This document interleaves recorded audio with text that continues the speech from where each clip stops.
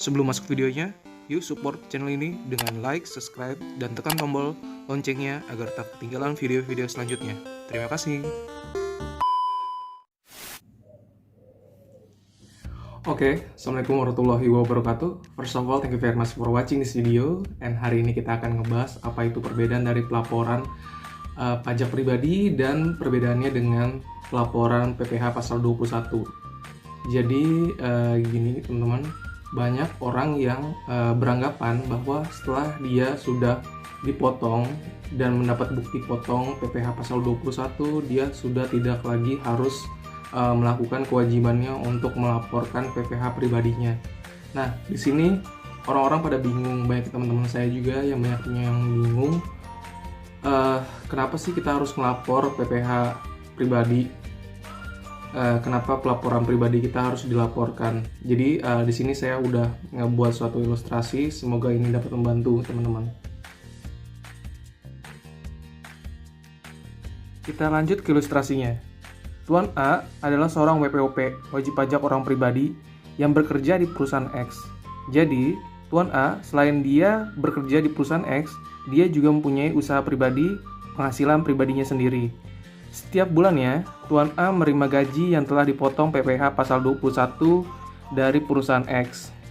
Tuan B memberikan gaji yang telah dipotong PPh pasal 21 dan pada akhir tahun, Tuan B memberikan bukti potong PPh pasal 21 kepada Tuan A.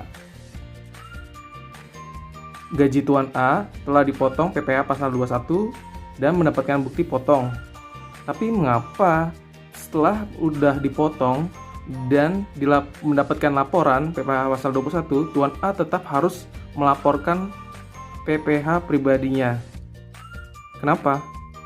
Ya, karena satu alasan, dia, Tuan A, memiliki penghasilan lain selain yang dia dapatkan dari perusahaan X.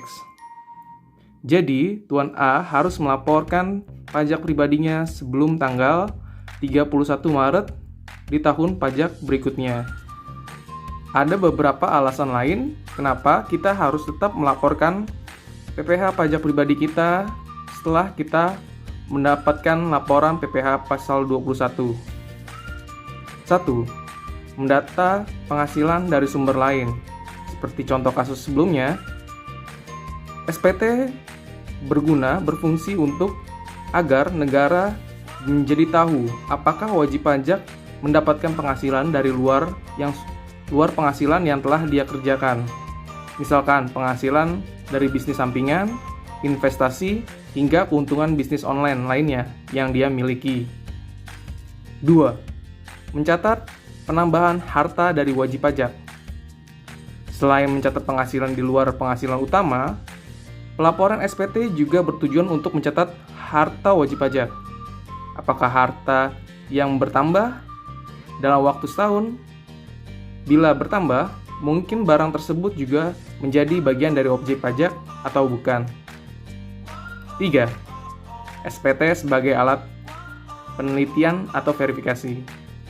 SPT merupakan alat verifikasi atas kebenaran laporan pajak yang sudah dibuat oleh pekerja. Ada penghasilan tambahan, peningkatan harta akan melengkapi laporan SPT Anda. Dengan demikian, pemungutan pajak menjadi semakin berkeadilan. Keempat, bukti kesehatan keuangan. Saat mengajukan pinjaman ke lembaga keuangan seperti bank akan melihat bahwa laporan keuangan Anda sehat dan pengajuan pinjaman Anda pun dapat mudah disetujui. Dan kelima, pelaporan SPT wajib pajak sendiri merupakan wujud nyata penerapan sistem perpajakan self-assessment. Seperti namanya, self-assessment system, wajib pajak menjadi pihak yang berperan aktif dalam menghitung, membayar, hingga melaporkan besarnya pada kantor pelayan pajak KKP atau via sistem online. Selanjutnya kita akan membahas tentang perbedaan SPT 1770, 1770S, 1770SS dalam video selanjutnya. Terima kasih untuk teman-teman yang sudah menonton video ini. Saya doakan teman-teman sehat selalu, bahagia selalu. dan mohon maaf jika ada kesalahan kata dalam video ini. Terima kasih banyak sudah menonton. Wassalamualaikum warahmatullahi wabarakatuh.